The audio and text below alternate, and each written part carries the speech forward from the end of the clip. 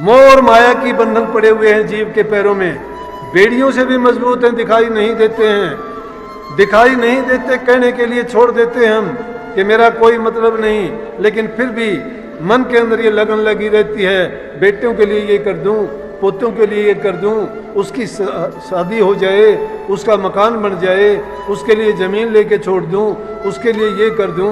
अरे पूत सपूत धन क्यों संची, पूत का पूत धन क्यों संची? पूत सपूत है तो धन क्यों इकट्ठा करोगे? सपूत है तो अपना कमा के खाएगा, तुम्हारी जरूरत नहीं है। अपना कर्म की गठरी वो लेके आया संसार में, अगर तुम लाख उसको अच्छा करके धन जोड़ के दोगे, वो जुआ खेलेगा, शराब पिएगा, खोटे कर्म करेगा, बर्बाद कर देगा, अगर कपूत होगा तो। लेकिन सपूत होगा, उसको इन चीजों की जरूरत नहीं होगी, वो अपना पुरुषार्थ करेगा, मेहनत करेगा, कमाएगा नेक नीति से और नेक रास्ते पर चलेगा, उसको इकट्ठा करने की जरूरत नहीं है। इसलिए इंसान नेक कर्म करता है, सही रास्ते धर्म के मार्ग पर चलता है, बुराइयों से जो बच के चलता है वो माया के बंधनों को काट लेता है। माया और काल दोनों के दोनों ये जीव के ऊपर फांस लिए डोलते हैं, आगे पीछे तैयार रहते हैं। थोड़ा सा भी जीव भटकता है रास्ते से, ये अपनी फांस फंसा लेते हैं गढ़ में और फिर उसको गुलाम बना के उसको पशु की तरह से खींचे फिरते हैं। जो उनकी मर्जी आती है बंदर की तरह नाचना चाहते हैं और उसके कर्म के अनुसार उसको नाचना पड़ता है और वो दो दो पैसे के लिए हाथ पसार फिरता, उसका काम नहीं है। लेकिन उसका काम ना होते हुए भी उसको कर्म का कर्जा देना पड़ता है। क्यों फंसा वो जाड़ में? लालच में फंसता है। आदमी थोड़े से लालच के लिए अपने आप को बेच देता है, थोड़े से स्वार्थ के लिए आदमी गुरु छोड़ देता है, सत्संग छोड़ देता है, सही रास्ता छोड़ देता है। क्यों? कि उसको संसार के पदार्थ मिलने चाहिए। छोटी सी बात के लिए हम धोखा और पाप करते हुए आगा पीछा नहीं देखते हैं, झूठी गवाही देते हैं, पाप के कर्म में फंस जाते हैं, हेरा फेरी से किसी का लूटना, अपनाना, छीनना, झपटी करना। अरे कितने दिन के लिए करोगे? एक दिन ऐसा आएगा तुम्हारा सब कुछ इकट्ठा करा कराया स्वाह हो जाएगा, मिट्टी में मिल जाएगा।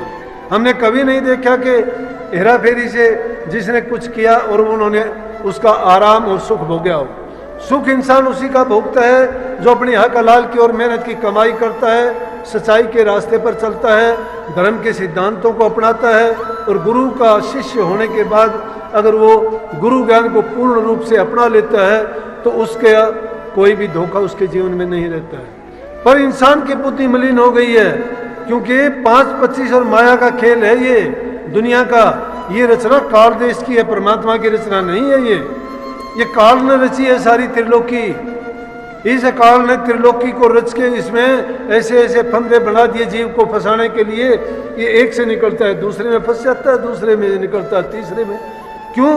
किसको लालच दे दिया गया, लोभ दे दिया गया, अभिमान दे दिया गया, किसी न किसी प्रकार से जैसा जीव देखा उसको उसी में फंसा दिया और इस प्रकार से उन जड़ों में पड़ के सच्चाई का मार्ग छोड़ के पाप के मार्ग को अपना लेता है और मनुष्य जीवन के जो अवसर मिला था उसको बर्बाद कर देता है। तो इसको इतने सुंदर ढंग से ये आध्यात्मिकता तो कही, कितने सुंदर ढंग से दुनिया वही बातों को समझा दिया और ये किसी और की बात नहीं, उनके जीवन में अपने साथ बीती। इंसान सबसे ज्यादा अपने ऊपर जो घटित होती है, कहते भी हैं, बात बात पे जिक्र आता था, आजकल नहीं है। पुराने ज़माने में जब दो इंसान मिलते थे, आपस में जिक्र बात चलते थे, तो अगर यूं भी कहते थे कि बताओ क्या हालचाल है, आप कोई बात बताओ, तो आदमी उससे ये कहता था अप बीती बताऊं या जग बीती बताऊं। इसका मतलब अप बीती इंसान के साथ सबके साथ बीतती है, लेकिन उनसे कितने अच्छा सबक लेते हैं। जो उनसे सबक ले लेते हैं और उस बात को समझने का प्रयास करते हैं, वो अपने जीवन में कभी मार नहीं खाते, समझ जाते हैं। लेकिन यहाँ तो जहाँ सतगुरु समझाता है, हमें अपने आप तो कुछ भी नहीं करना पड़ता, हम तो समझी समझाई बात को भी नहीं मानते, जबकि वो परमार्थ करते हैं, परोपकार करते हैं, कल्याण हमारा होता है। फिर भी हम ये सोचते हैं कि मैंने नाम छोड़ दिया गुरु का। किस लिए छोड़ दिया? कि मैं तो फिर शराब पीऊंगा। पी गई, गुरु का क्या नुकसान है? नुकसान तेरा होगा। अगर तुम नहीं पीता था, फायदा तेरा था। ये भी गुरु पर एहसान करते हैं कि मैंने गुरु का नाम लिया था, वो छोड़ दिया। लाखों बार छोड़ दे, गुरु ने किस लिए तेरे को नाम दिया था? क्यों? गुरु का उसमें क्या फायदा था? अरे कल्याण तुम्हारा होता है, एहसान गुरु पर रखते हो। कमाल की बात है। गुरु तो तुम्हारी भलाई में है, लाखों बुराई करके, लाखों झूठ बोल के, लाखों पाप करके गुरु की शरण में बार बार गलती करके भी जाओगे तो भी गुरु तुम्हें माफ करेगा। परमात्मा माफ नहीं करेगा कभी भी। परमात्मा आज तक किसी ने देखा भी नहीं, उसके सामने क्या शिकायत करोगे।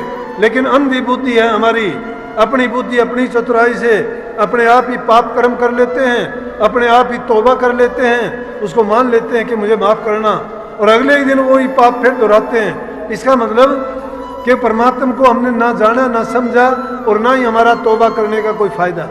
लेकिन संत सतगुरु के सामने जब जाओगे, बार बार उनसे मिलोगे, बार बार तुम्हें वो पुनरावृत्ति से अपनी शिक्षा को, अपने ज्ञान को, अपने उपदेश को आपके ऊपर उड़ेलते रहेंगे, तो धीरे धीरे करके आपके पाप कर्म छूट जाएंगे। एक दिन में छूटने वाले नहीं हैं। अगर जगह जगह तुमने देखा होगा, पहाड़ में जब जाते हैं हम गंगटोक की तरफ, वहाँ मोड़ है पहाड़ में, और हर मोड़ पर वहाँ लिखा है कि सावधानी हटी और दुर्घटना घटी। तो उसको अगर लागू करके देखते हैं, हमारे जीवन पर बात है। अगर सत्संगियों की सावधानी हटी तो समझो दुर्घटना घटी।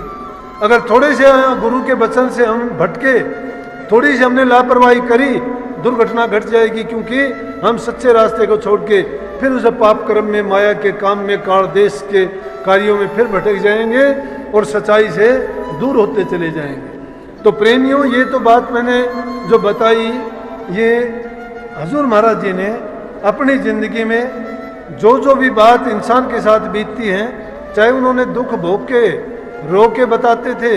शरीर है, शरीर में जब भी कोई आता है कष्ट शरीर को ही होता है। शरीर को कष्ट होता है तो दुख रूह को भी होता है। इसलिए जब वो बातें बताई जाती हैं कष्ट की और दुख की, तो इंसान उस दुख को प्रकट करके भी बताता है। प्रकट करने के क्योंकि अंग लगे हुए हैं हमारे, खुशी को जाहिर करने के लिए हमारा चेहरा है, होठ है, हंस देते हैं, खुशी जाहिर कर देगी। रोने के लिए, पानी दिखाने के लिए आंखें हैं, दुख को प्रकट कर देंगी। सुख और शांति को प्रकट करने के लिए हमारा शांत धीर स्वभाव बन जाता है।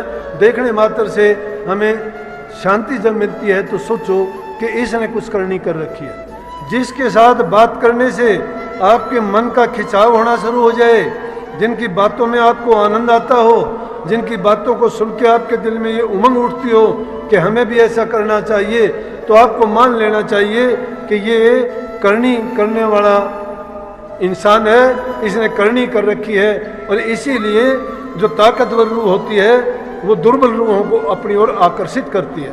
जब इस प्रकार से हमारा मन किसी की ओर आकर्षित होना शुरू हो जाए, हमारी रूह का खिंचाव जब सतगुरु की ओर हो जाए, मन की नहीं, मन तो संसारी पदार्थों की तरफ भी बढ़ जाएगा और वो सबसे पहले बढ़ेगा, लेकिन वो खिंचाव अंदर से रूह का होगा।